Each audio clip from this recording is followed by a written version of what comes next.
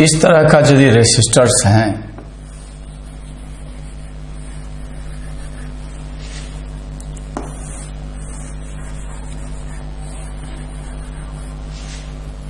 ये R1 ले लें या R3 ले लें या R2 ले लें ये R4 ले लें,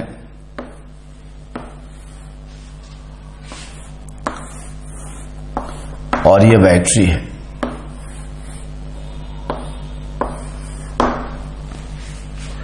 इनका रेशियो और इनका रेशियो यदि बराबर हो, मतलब if R1 is to R3 equal to इनका रेसिस्टेंस का रेशियो इनके रेसिस्टेंस के रेशियो के बराबर हो, R2 is to R4, या इसको ऐसे लिखना चाहें तो R1 R3 equal to R2 R4, R2 by R4, या यूं कहो कि डायगोनल का प्रोडक्ट ले लो, तो डायगोनल का प्रोडक्ट लेते हो तो R1 R4 equal to R2 R3, ये डायगोनल का प्रोडक्ट हुआ। अब यदि डायगोनल का प्रोडक्ट बराबर है, ये प्रोडक्ट बराबर ये है, तो हम लोग कहते हैं ये balance condition of Wheatstone bridge है, balance condition of Wheatstone bridge है। ऐसे कंडीशन में C और D के बीच में पोटेंशियल डिफरेंस जीरो होगा, और पोटेंशियल डिफरेंस जीरो होगा तो इसमें कोई गैल्वेनोमीटर कनेक्ट करोगे, galvanometer very sensitive instrument, even micro ampere का करंट भी होगा तो ये डिफ्लेक्ट कर जाएगा, तो galvanometer shows null deflection, galvanometer shows null deflection. लिखो if this relation holds then this is called balance condition of Wheatstone bridge, this is called balance condition of Wheatstone bridge, balance condition of the Wheatstone bridge, and under this condition galvanometer shows null deflection,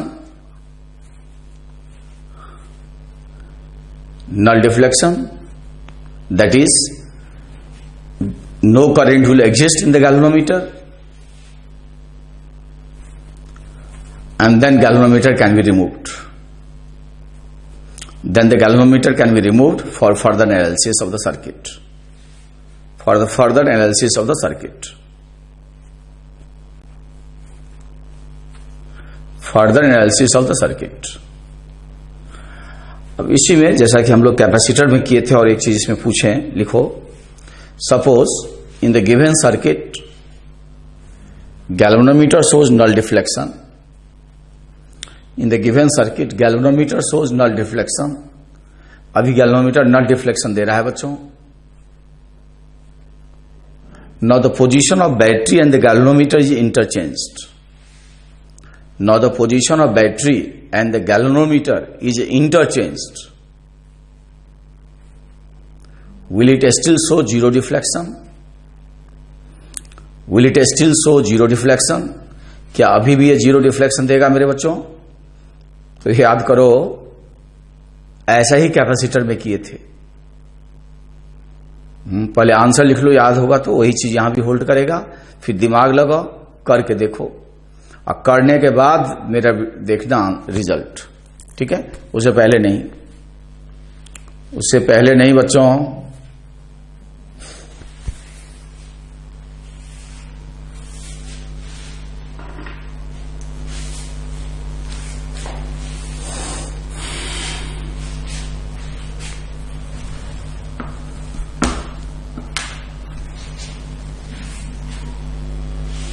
मेरे बच्चे होशियार हैं और कर डाले।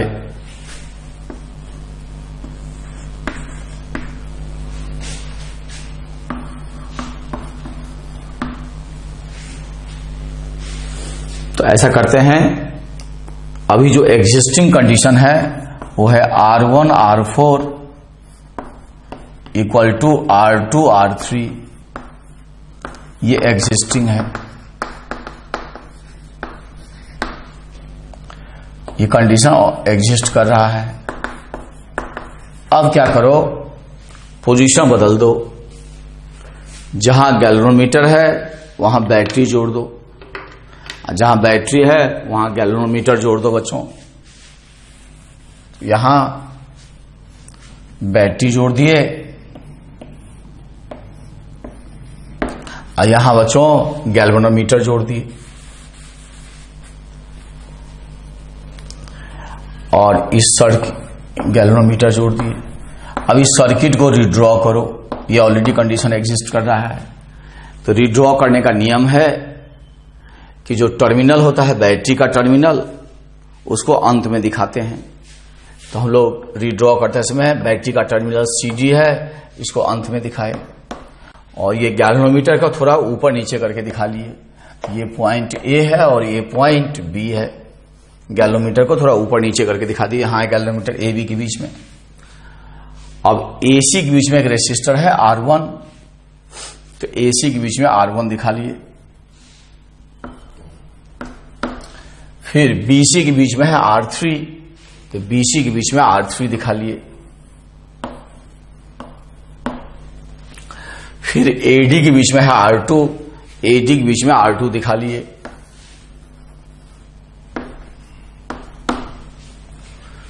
फिर BD के बीच में है R4, फिर R4 दिखा दिए।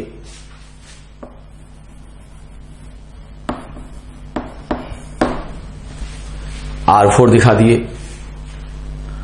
ठीक बच्चों, हाँ, AB के बीच में है गैल्वेनोमीटर, AB के बीच में गैल्वेनोमीटर दिखा दिए। और CD के बीच में है बैटरी, तो CD के बीच में बैटरी दिखा दिए। अब for null deflection, for null मतलब zero deflection, null deflection, null deflection के लिए जरा चेक कर लेता हूं दिखता है कि नहीं। ठीक है, for null deflection required condition बताओ। Required condition,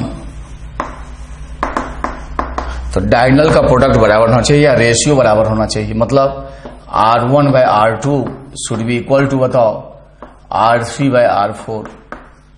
it means product ले लो, that is R1 R4 equal to R2 R3 R2 R3। अब मेरे बच्चे ये कंडीशन ऑलरेडी एग्जिस्ट कर रहा है, ये कंडीशन ऑलरेडी एग्जिस्ट कर रहा है। तो लिखो this condition already exist, this condition already exist, hence galvanometer will still show zero deflection. Galvanometer will still show zero deflection. Galvanometer अभी भी जीरो डिफ्लेक्शन देगा। So galvanometer will still show zero deflection। ठीक है,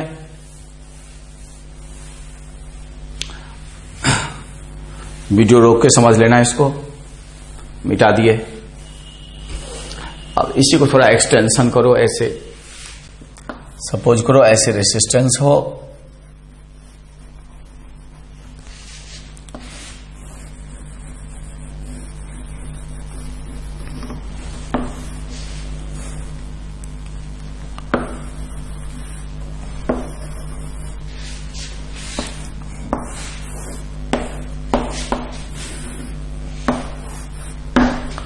ये R1 है, R2 है, R3 है, R4 है, R5 है, R6 है, R7 है, R8 है। तो जो कैपेसिटर में किए थे वही यहां प्रूव कर सकते हैं।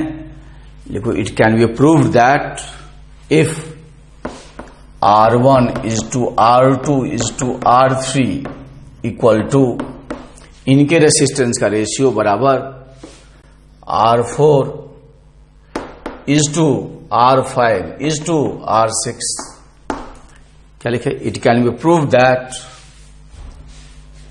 कि R1 is to R2 is to R3 equal to, बोलो, R4 is to R5 equal to R6, ये बराबर हो, ये रेशियो रेसिस्टेंस का इसके बराबर हो, then no current will appear in the resistor R7 and R8.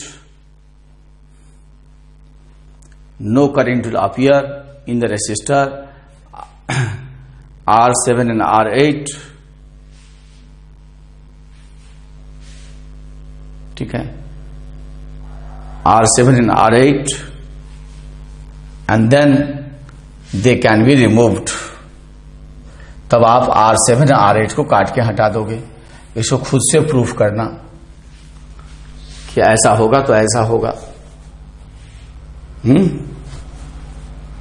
ऐसा होगा तो ऐसा होगा। कर लोगे? करना। नहीं कर पाते हो कोई बात नहीं, याद रखोगे। चलिए नेक्स्ट क्वेश्चन करते हैं, इसको याद रखिएगा।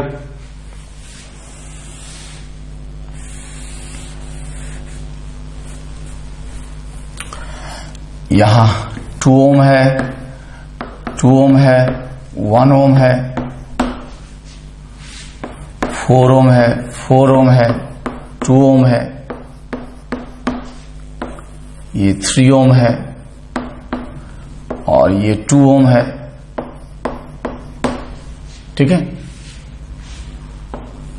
और ये 20 वोल्ट है। Find current in each resistor. Find current in each resistor.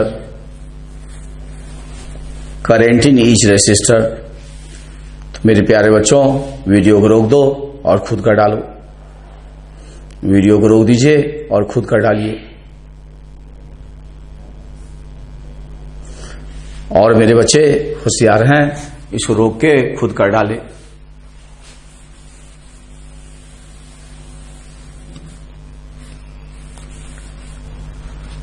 तो ये तीनों सीरीज में हैं, तो इसको काट के हटा दिए। सुनिए ना, हम तो बताए नहीं क्यों काट के हटाए। ये ऊपर का रेशियो बताइए रेसिस्टेंस का, 2:2:1। फिर इसका रेशियो बताओ तो। ऊपर वाला रेशियो है 2:2:1, नीचे वाला रेशियो 4:4:2। छोटा करो, 2:2:1। इसका मतलब ये रेशियो बराबर ये रेशियो है, तो इस रेसिस्टर में कोई करंट पास नहीं करेगा। और चाहो तो एक बार काट के हटा दो और फिर चेक कर सकते हो वापस कि काट के जो हटाए वो जस्टिफाइड है या नहीं है। अब ये तीनों किस में हो गए मेरे बच्चे? सीरीज में। तो 2, 2, 4, 1, 5 ओम हो गया इक्विवेलेंट। और ये अपना हो गया 4 + 4 + 2, बोलो 10 ओम। तो ये 10 ओम हो गया। फर्दर रिड्यूस करने की जरूरत नहीं है। इसके अक्रॉस कितना वोल्ट लगाए हो भाई? 20 वोल्ट। तो 20 में 5 से डिवाइड करो, 4 एम्पियर। इसमें 10 से डिवाइड करो, 2 एम्पियर। सीरीज इक्विवेलेंट में 4 एम्पियर है, तो सीरीज के प्रत्येक में बोलो 4 एम्पियर। सीरीज के प्रत्येक में बोलो इक्विवेलेंट में कितना है? 2 एम्पियर। तो प्रत्येक में बोलो 2 एम्पियर। अब देखना काट के हटाना जस्टिफाइड है या नहीं है। ठीक है, देखो यदि मैं इसको 0 वोल्ट, ये 2 ओम है, यदि मैं इसको 0 वोल्ट असाइन कर लूं तो यहां से यहां चलो, यहां से यहां चलो, कोई चेंज इन पोटेंशियल नहीं हुआ। तो 0, ये 0 वोल्ट हो गया। 0 से कितना जाते? 20। तो ये कितना वोल्ट हो जाएगा? 20 वोल्ट। ये 20 वोल्ट तभी होगा जब ये 0 होगा। चलो अब यहां से चलो, ये 20 वोल्ट हो गया। करंट के सेंस में जाएंगे तो पोटेंशियल घटेगा। कितने से? I × R। तो टेल मी 4 × 2 बोलो बेटा 8। 4 × 2 बोलो 8। तो 20 से 8 सब्ट्रैक्ट करो 12। फिर 4 × 2 बोलो 8। तो 8 फिर सब्ट्रैक्ट करो 4। इधर से आ जा, 4 × 2 बोलो 8। तो 20 से 8 सब्ट्रैक्ट करो 12। फिर 2 × 4 बोलो 8। 12 से 8 सब्ट्रैक्ट करो 4। अब इसमें इसका पोटेंशियल सेम हो गया। यहां कोई रेसिस्टेंस रहेगा भी तो इसमें करंट आप नहीं आएगा। जोड़ भी देंगे तो इसमें करंट नहीं आएगा। इसलिए इन दोनों को काट के हटाना जस्टिफाइड कि नॉट जस्टिफाइड? बिल्कुल इसको हो गया, ये जस्टिफाइड हो गया। तो काट के हटाना बच्चों जस्टिफाइड हो गया।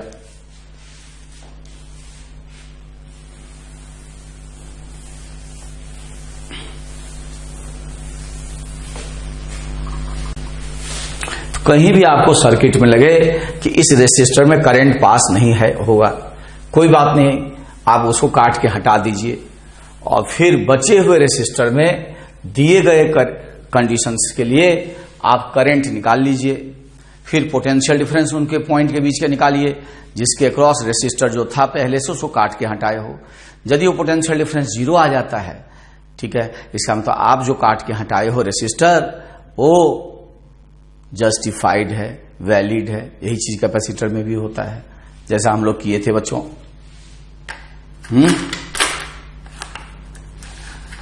अब एक चीज देखो कि जो हीटरस्टोन ब्रिज होता है, यदि कंडीशन बैलेंस्ड नहीं है, जैसे इस तरह का रेसिस्टर है, मान लो ये हीटरस्टोन ब्रिज का स्ट्रक्चर है, हीटरस्टोन ब्रिज का ये स्ट्रक्चर है।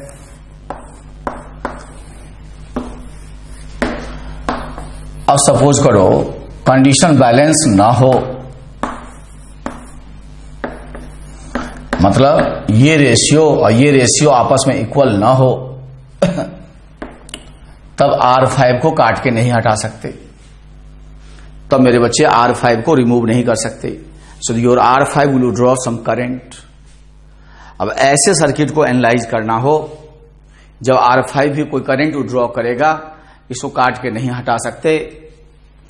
तो सपोज करो तो ये ओरिजिनल स्ट्रक्चर है हीटरस्टोन ब्रिज का, बिना R5 को काट के हटाए, बिना बैलेंसिंग कंडीशन लगाए। तब यदि कोई कहे कि आप सीरीज और पैरेलल खोजिए, तो खोजते हैं, तो आपको लगता है कि ये दोनों सीरीज में है। ऐसा लगता है तो एक बार लगने दो, क्या सीरीज है? नहीं। बोलो क्यों? क्योंकि बीच से ब्रांचिंग हो गया। इस तरह ये दोनों भी सीरीज नहीं है क्योंकि बीच से ब्रांचिंग हो गया। क्या ये और ये सीरीज में है? नहीं। यहां से बैटरी का टर्मिनल निकलेगा। बैटरी यदि आप टर्मिनल ए बी कर देते तभी ये माना जाता कि ए बी में आप बैटरी जोड़ोगे, तो वो भी एक तरह से वायर निकल गया, टर्मिनल निकल गया, वो भी एक तरह से टर्मिनल निकल गया, वायर निकल गया। तो मेरे बच्चे ऐसी कंडीशन में बेटा कि ये दोनों में बिना ब्रांचिंग के नहीं है, बीच से ब्रांच निकल गया है, तो ये दोनों सीरीज में नहीं है। ऐसा कोई दो रेसिस्टर नहीं है हीटरस्टोन ब्रिज में जब कंडीशन बैलेंस ना हो, जो तब ऐसे कंडीशन में कोई भी रेसिस्टर सीरीज में नहीं होता। अब हम पैरेलल खोजते हैं, तो हमें लगता है कि ये और ये पैरेलल है। ऐसा लगता है तो एक बार लगने दो। तो मेरे बच्चे बताओ कि दोनों रेसिस्टर का लेफ्ट टर्मिनल किस कॉमन पोटेंशियल से कनेक्टेड है? ए से। तो दोनों रेसिस्टर R1 R2 का लेफ्ट टर्मिनल तो सेम पोटेंशियल पे है, इतने से पैरेलल नहीं होता बेटा, जब तक इनका ये टर्मिनल भी कॉमन पोटेंशियल पे ना हो। और ये दोनों कॉमन पोटेंशियल पे तभी होते जब कंडक्टिंग वायर से जुड़े हुए होते। यदि बीच में रेसिस्टर आ गया, that will change the potential because you draw some current.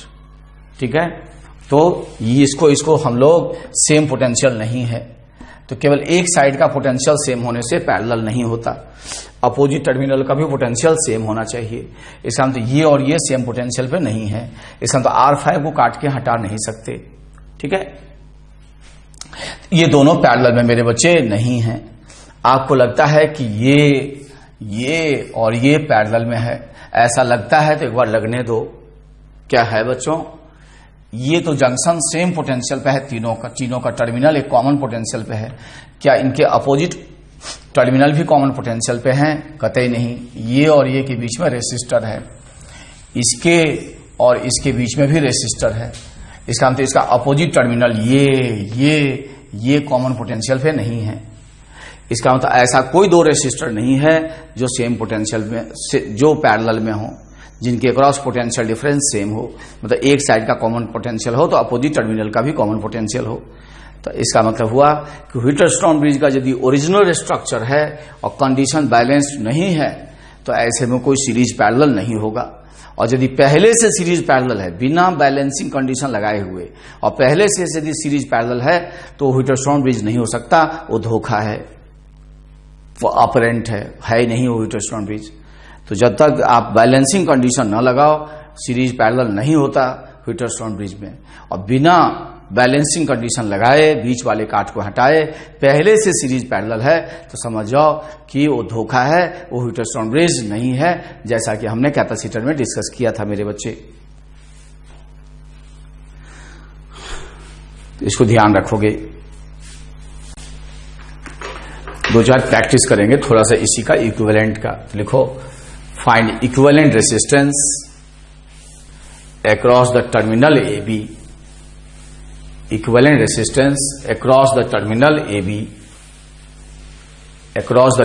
AB in each case। टर्मिनल का मतलब होता है जिसके अक्रॉस आप बैटरी कनेक्ट करोगे।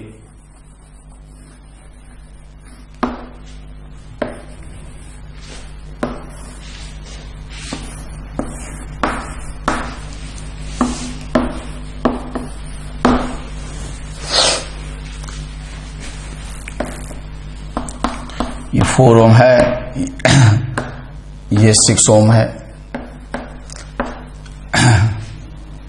ये 2 ओम है,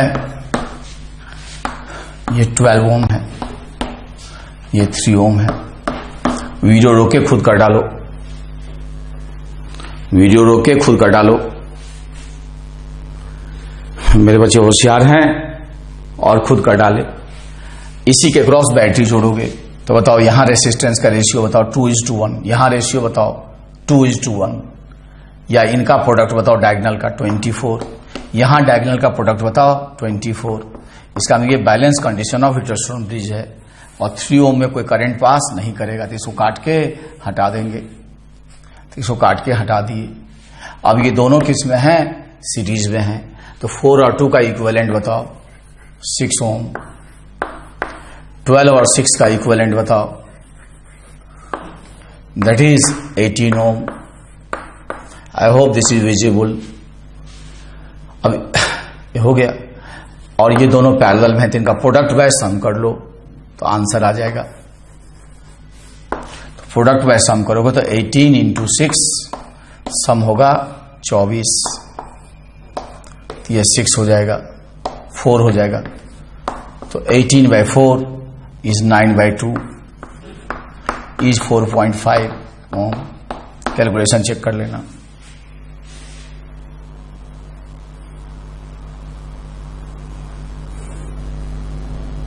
इस तरह इक्विवेलेंट निकाल लिए। तो इसमें बैलेंस कंडीशन था। देख लो, नेक्स्ट करो, वीडियो रोक के देख लो। आगे बढ़ते हैं। तो ये देखो मेरे बच्चे,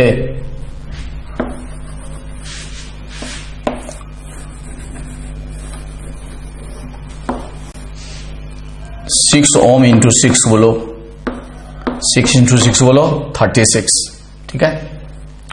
फिर उसके बाद 12 × 3 बोलो, 6 × 6 बोलो 36, 12 × 3 बोलो 36, ठीक है, 36। और डायगोनल का प्रोडक्ट बराबर है, यही ए है और यही बी है, और ए बी के क्रॉस इक्विवेलेंट निकालना है, ए बी के क्रॉस इक्विवेलेंट निकालना है। वीडियो रोक के इसको कर डालिए।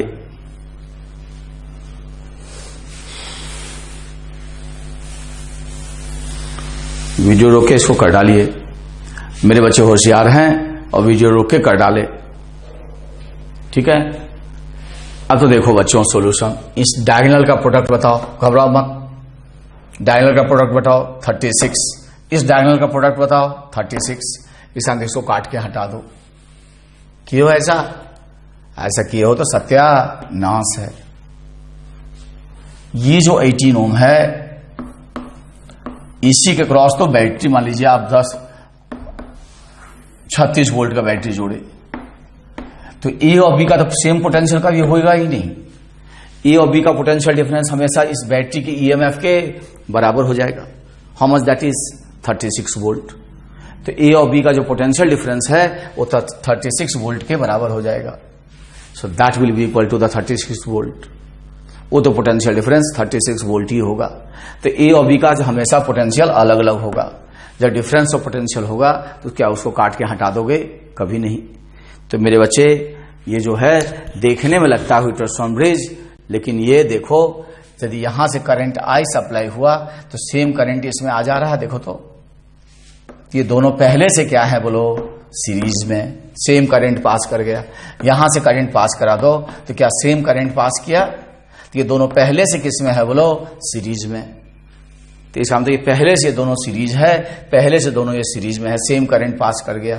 तो मैंने आपको बताया था कि जब तक बैलेंसिंग कंडीशन नहीं अप्लाई करते हो, अब पहले से सीरीज पैरेलल है और ऐसा लगता है तुमको कि हीटरस्टोन ब्रिज है, तो धोखा है, वो हीटरस्टोन ब्रिज नहीं है। वो अपरेंटली लग रहा है, रियल एक्चुअली नहीं है, वो धोखा है। ऐसा सेंटेंस कैपेसिटर में भी यूज किए थे, वहां भी बोले थे कि वो धोखा है, याद रखना। इसका मतलब हुआ कि इसको काट के नहीं हटा सकते, इसमें करंट आएगा, ये हीटरस्टोन ब्रिज नहीं है। यहां रहता टर्मिनल ए बी तो होता। तो अब इसको स्टेप बाय स्टेप रिड्यूस कर लो मेरे प्यारे बच्चों। तो 18 ओम ये दोनों सीरीज में है, तो 6 और 3 का बोलो 9 ओम, और यही ए बी है अपना, और 12 और 6 का बोलो 18। अब तीनों का पैरेलल का इक्विवेलेंट निकाल लो। तो 18 का पैरेलल 9 होगा, 9 का 4.5 ओम होगा। करके देख लो तो जरा।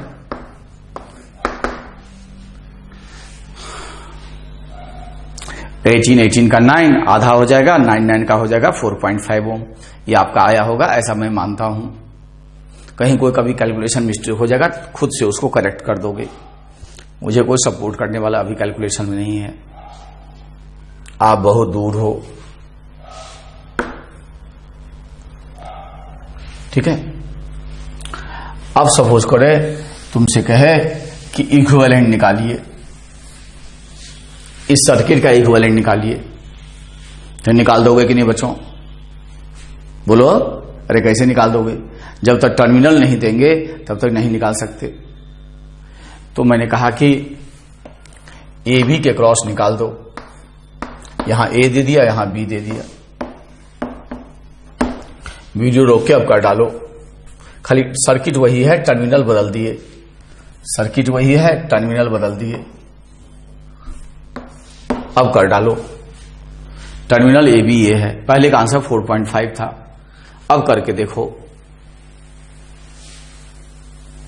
वीडियो रोक के खुद कर डालो। अब ये हीटरस्टोन ब्रिज है और कंडीशन बैलेंस्ड है। ये प्रोडक्ट बताओ 36 है, ये प्रोडक्ट 36, यही रेजिस्टेंस का रेशियो 2:1, यहां भी रेशियो 2:1। इसका मतलब इस 18 ओम रेसिस्टर में कोई करंट पास नहीं करेगा, इसको काट के हटा देंगे। ये बैलेंस कंडीशन हो गया। अब ये दोनों बेचारे 6 और 3 का इक्विवेलेंट बोलो 9 ओम, और 12 और 6 का बोलो 18 ओम।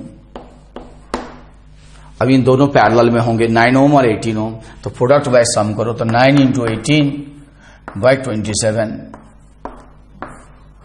3, 6, आंसर हो जाएगा 6 ओम। 9 और 18 का प्रोडक्ट बाय सम हो जाएगा 6 ओम। That's the correct. ये कितना लिए थे भाई? 18 ओम लिए थे। अब सपोज करो बी यहां कर दें, तब निकालो इक्विवेलेंट। वीडियो रोके खुद कर डालो। यहां बी कर दिए, अब इक्विवेलेंट निकालो। इसके बाद इक्विवेलेंट निकालो, बी यहां कर दिए। और मेरे बच्चे होशियार हैं, इसको कर डाले। यहां रोक के हमने किया और बच्चे ने कर डाला। अब देखो भाई, ये हीटरस्टोन ब्रिज नहीं है, यहां पहले से सीरीज पैरेलल है, तो स्टेप बाय स्टेप रिड्यूस कर लो। 6 और 3 किस में है बताओ? सीरीज में। सो 6 और 3 का इक्विवेलेंट बोलो 9। तो ये 9 ओम हो गया और ये 18 ओम हो गया। अब ये बेचारा दोनों पैरेलल में है, तो 18 और 9 का प्रोडक्ट बाय सम बताओ। अभी किए थे 6 आया था, 18 इंटू 9 बाई 27 6 आया था, ये 6 हो जाएगा। और 6 और 6 का सीरीज बोलो 12, और 12 का पैरेलल, तो फिर से आंसर 6 ओम ही हो गया। ये संयोग की बात है, इसे कोई नियम नहीं निकाल लेना, ये संयोग की बात है, इसे कोई नियम नहीं निकलेगा।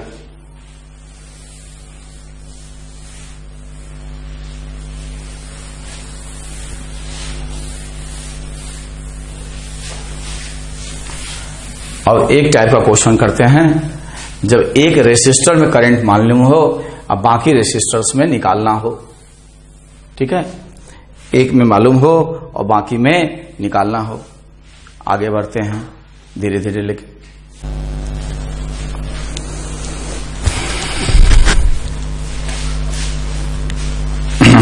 आगे बढ़ते हैं बच्चों।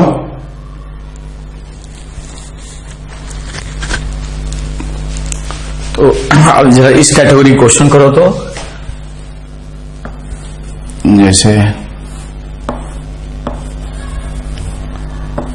ये रेसिस्टर है,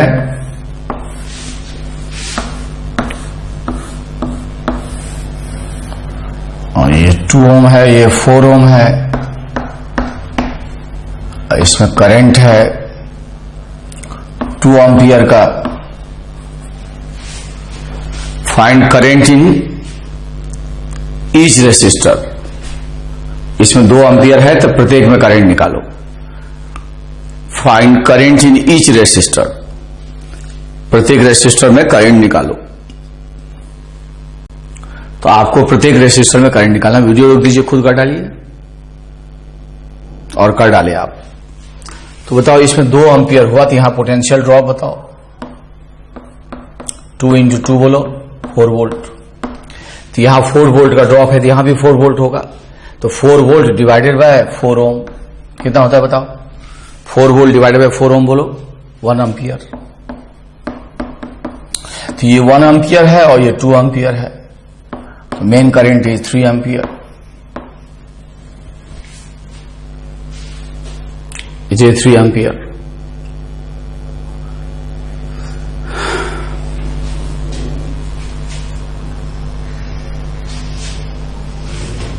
और हो गया। नेक्स्ट क्वेश्चन करते हैं।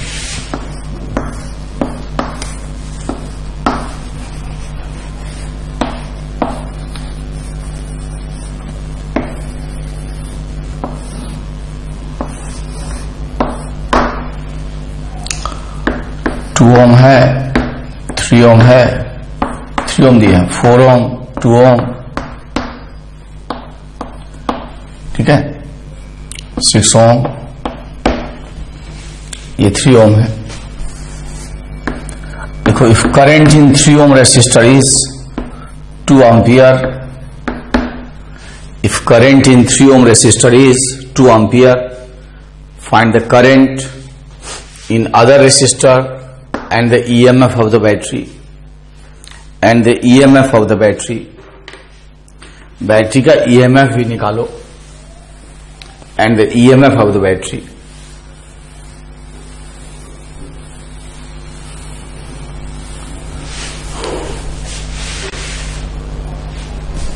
वीडियो रोक के खुद का डालो, तब सॉल्यूशन देखना।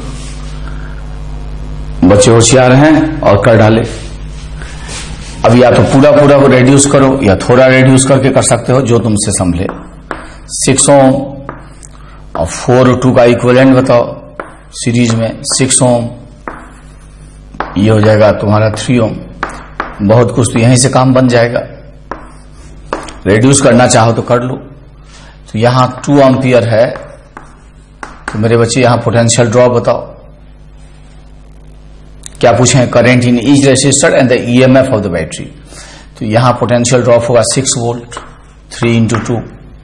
तो पैरेलल के एक में 6 वोल्ट है, तो पैरेलल के प्रत्येक में बोलो 6 वोल्ट। यहां 6 वोल्ट का ड्रॉप होगा, तो यहां भी 6 वोल्ट होगा। 6 वोल्ट डिवाइडेड बाय 6 बोलो 1 एम्पियर। तो कंजम्पशन रूल लगा दो। तो यहां बताओ ये हो जाएगा 213 एम्पियर।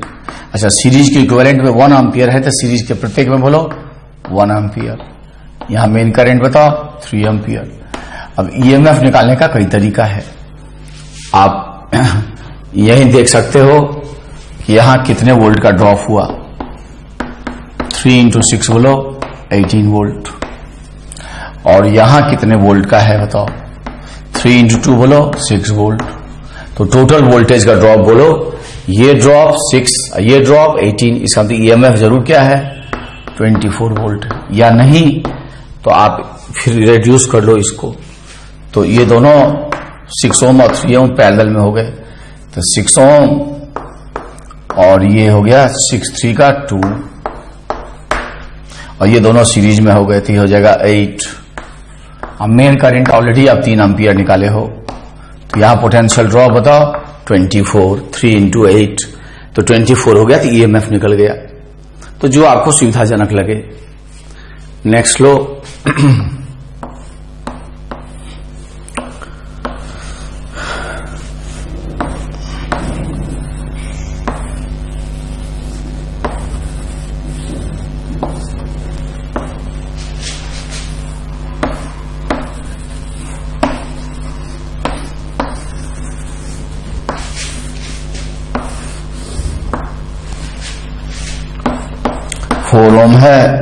फोर ओम है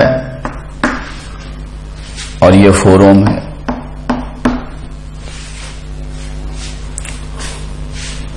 ये 6 है, ये 3 है,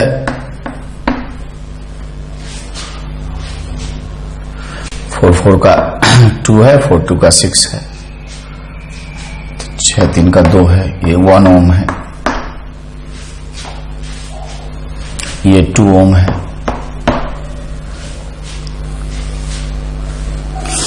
अब लिखो, if the current in the 1 ohm resistor is 6 ampere,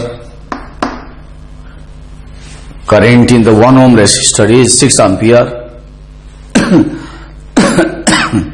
then find current in other resistors and the EMF of the battery. Other resistors and the EMF of the battery. And the EMF of the battery. Battery का EMF भी निकालो, and the EMF of the battery.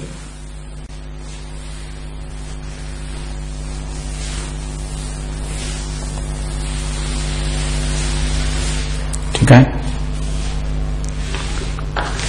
Video रोक के इसको खुद कर डालो, अपने से करना।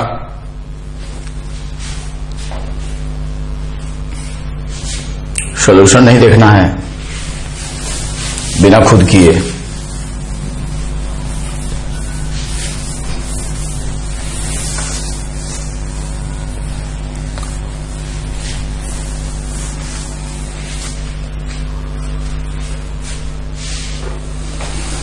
तो मेरे प्यारे बच्चों,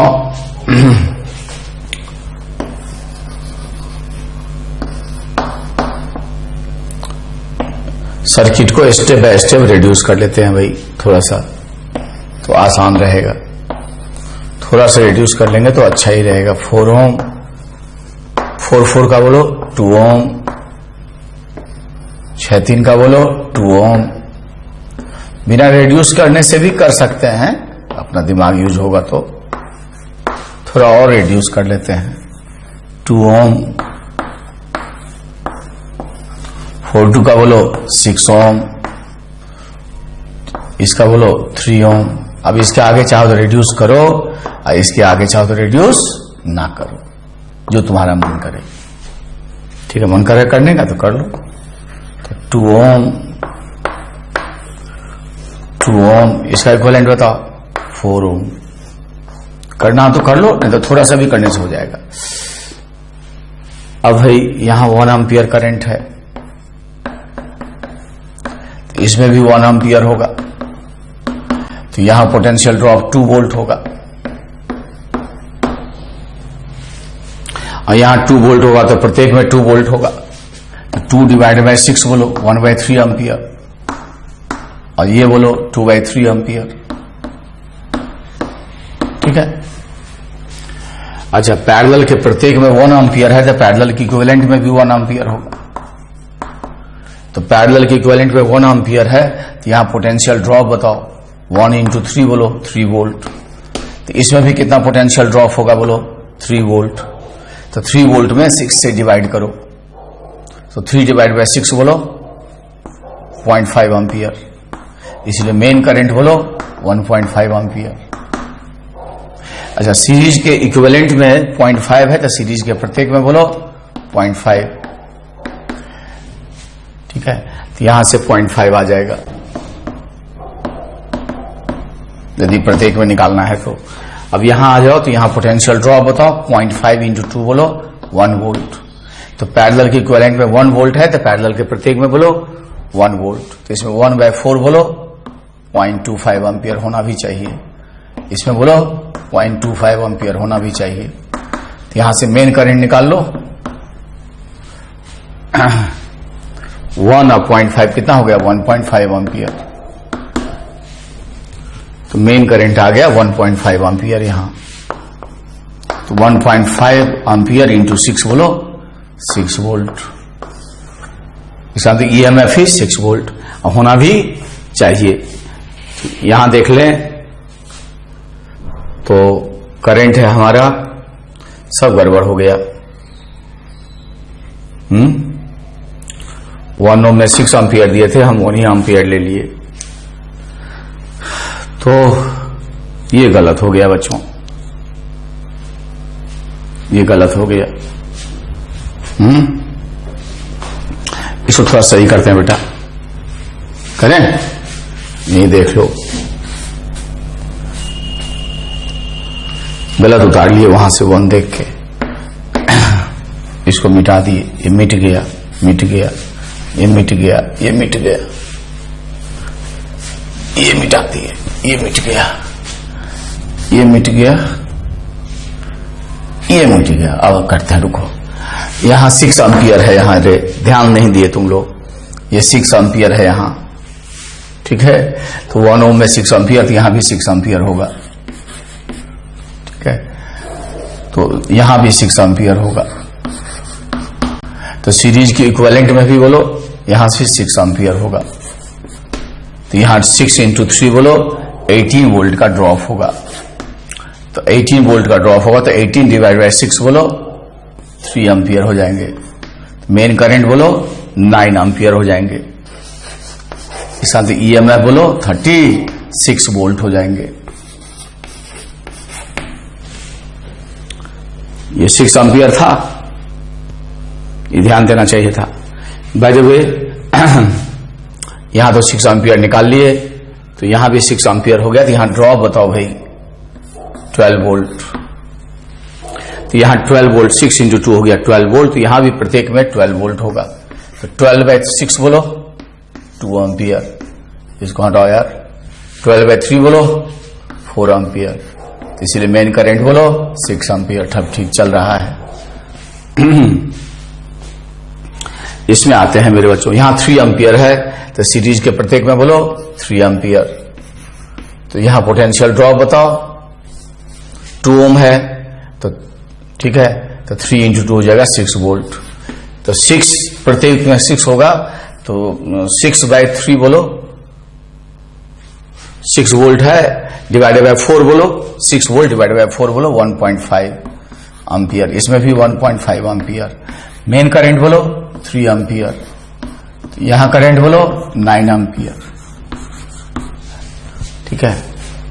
और ये ईएमएफ आ जाएगा 36, आना भी चाहिए। ये 18 वोल्ट खाएगा, और ये 24 नहीं 6 × 2 12 30 और 6 36। अब जाके सही हुआ। आई होप समझ गए होगे, ठीक है। सामने बच्चे नहीं होने से कभी कभी कोई एरर हो गया तो कंटिन्यूड हो जाता है। कभी आज भी तो संजोग से पता चल गया, नहीं तो पता भी नहीं चलता। आगे बढ़ते हैं मेरे बच्चे।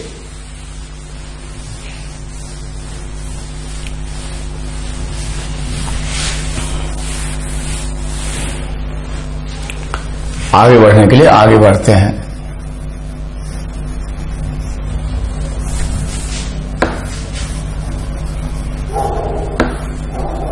ये सर्किट है बड़ा सा, उसी का ये पार्ट है।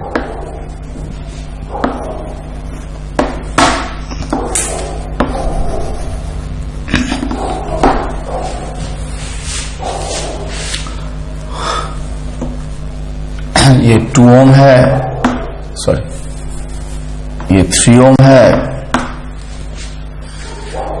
ये 6 ओम है, ये 6 ओम है, ये 3 ओम है, ये 2 ओम है। इसमें करंट है 2 ampere. Find current in the remaining resistor. Current in the remaining resistor, बचे हुए रेसिस्टर में करंट निकालो। वीडियो रोक के खुद कर डालो बिना किसी मदद के। मेरे बस ये होशियार हैं और इसको कर डाले।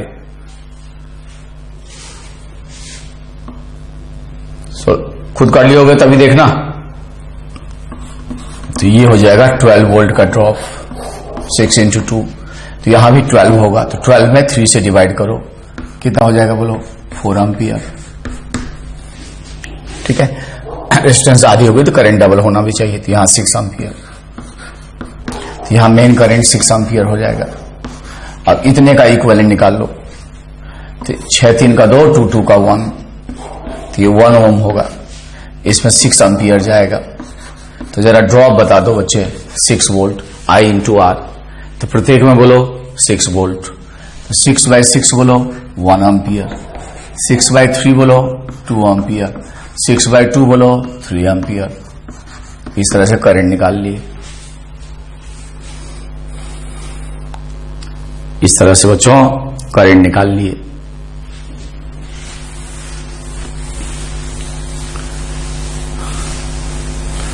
तो इस तरह के क्वेश्चंस आप कर सकते हो। ठीक है, आगे बढ़ते हैं।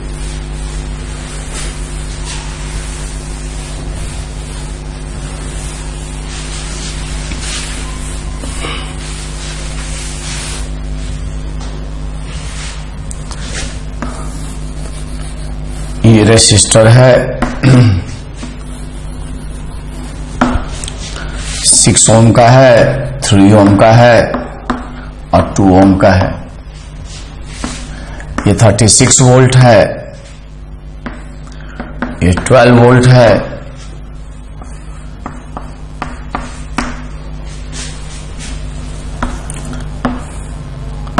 ये 4 वोल्ट है, 8 वोल्ट है,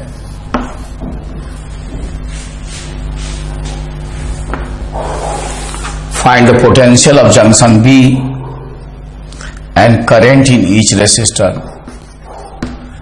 Find the potential of junction B and the current in each resistor.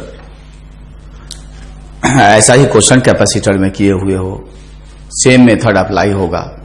Video रोक के खुद कर डालो। मेरे बच्चे होशियार हैं और वीडियो रोक के खुद कर डाले। अब सॉल्यूशन देखो। तो हम ये मानेंगे कि यहां का पोटेंशियल सबसे ज्यादा है, तो करंट का सेंस होता है रेसिस्टर केवल रहे तो हायर टू लोअर। इसमें करंट कह देंगे I1, इसमें करंट कह देंगे I2, इसमें करंट कह देंगे I3। तीनों में आउट गोइंग ही ले लिए। तो समेशन ऑफ आउट गोइंग बराबर summation of incoming at a junction, that's Kirchhoff's junction law. तो I1 plus I2 plus I3 का जो सम होगा वो 0 होगा। और ऑलरेडी आपने एज्यूम किया है कि ये पोटेंशियल ज्यादा है, तभी करंट का सेंस ऐसे दिखाया है। इसका हम तो difference of potential will be VB minus 36/6 plus ये हायर होगा, ये लोअर होगा। करंट के सेंस में पोटेंशियल इन रेसिस्टर घटता है, बीच में बैटरी आ जाएगा तब सीधे नहीं कह सकते। तो VB minus 12/3 plus VB minus 8/2, इसको तुम लोग खुद सॉल्व कर डालो, मुझसे कोई गलती हो जाए तो तुम सही कर लेना इसको, यहां तक करेक्ट है। तो ये हो जाएगा VB/6, ये हो जाएगा -6 प्लस VB/3 -4 VB/2, ठीक है, -4 इक्वल टू 0। तो इसको जोड़ो तो ये आएगा VB इक्वल्स टू 6 4 10 14 14 वोल्ट। करके देख लो, जोड़ोगे तो ये VB हो जाएगा, ये कर लो ना। अब I1 I2 I3 निकाल सकते हो, यदि निगेटिव आ जाएगा तो उलट देंगे। तो I1 हो जाएगा 14 - 36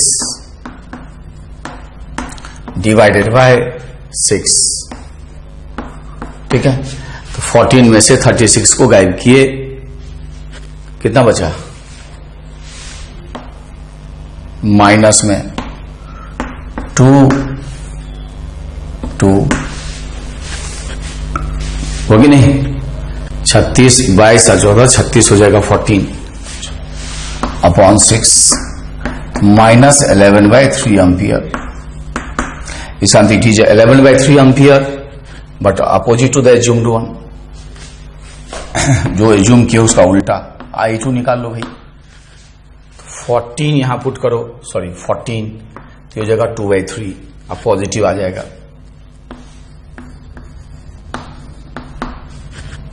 चलो 14 यहां पुट करो, 14 पुट करिए तो कितना हो जाएगा, 14 में से 8 गया 6/2 33।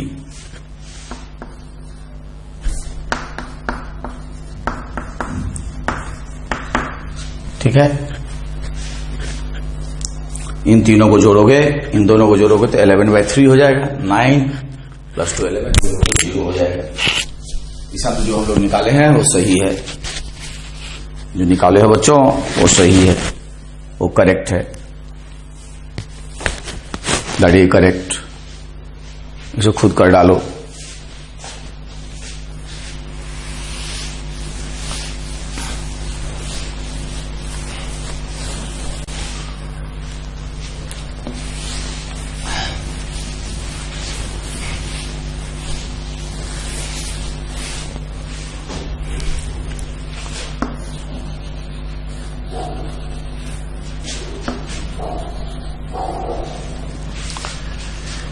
ये 4 ओम है, ये 4 ओम है, ये 2 ओम है, ये 24 वोल्ट है, ये 8 वोल्ट है। 8 वोल्ट अच्छा लगता है आपको? चलिए लगता है तो ठीक है। 8 वोल्ट हमको अच्छा नहीं लगता। क्या अच्छा लगता है? 16। और इसका अर्थिंग है,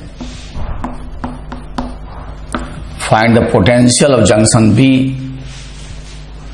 and current in each resistor.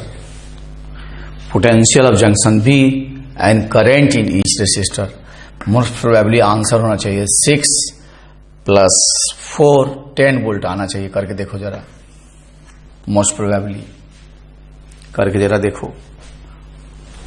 6 4 10 4 2 1, ठीक है, तो 10 वोल्ट आना चाहिए। करके देखो, इसका पोटेंशियल 0 हो गया। तो वीडियो रोक के खुद कर डालो बच्चों, और जस्ट वेरीफाई करो आया कि नहीं। मेरे बच्चे होशियार हैं, वीडियो रोक के खुद कर डाले। तो ऐसे हो गया I1, कलरफुल कर दें, अच्छा। ऐसे ले लो I2, ऐसे ले लो I3। जंक्शन रूल से I1 + I2 + I3 summation of outgoing बराबर 0, because there is no incoming. अब I1 हो गया VB -24/4 प्लस VB -16/4, VB -16/4 हो ना। ये हो गया VB -0/2 = 0।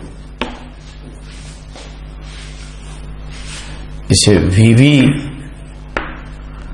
माइनस, सब जोड़ो 1/4 1/4 1/2, सब VB को जोड़ो, VB/4 करते हैं, कॉमन हो जाएगा तो 1/4 प्लस 1/4 प्लस 1/2, ठीक है, -6 -4 इक्वल टू 0।